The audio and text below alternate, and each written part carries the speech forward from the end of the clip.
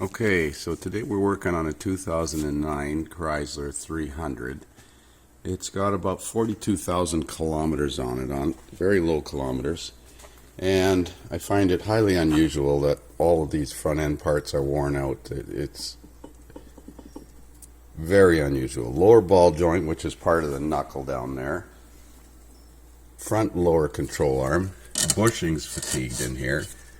Upper ball joint worn out, which is part of the control arm, and the bushings inside here on the lower control arm are failed as well.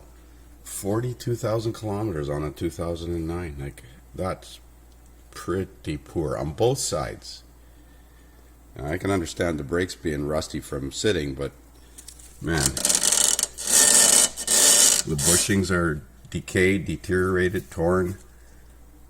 This vehicle's hardly ever driven, and that's bad. Couldn't believe that this car would be that worn out in 42,000 kilometers.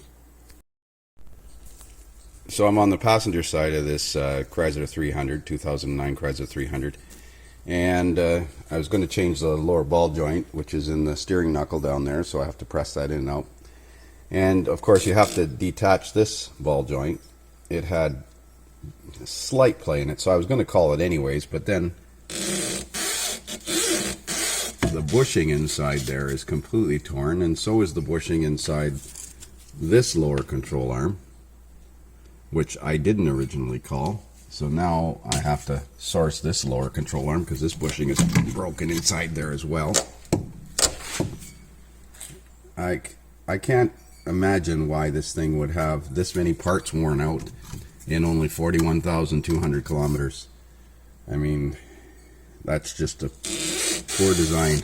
I certainly am not impressed. I mean, I've driven these cars and they ride beautiful and they handle beautiful, but excuse me, spending $2,000 on suspension work after 42,000 kilometers is just not acceptable.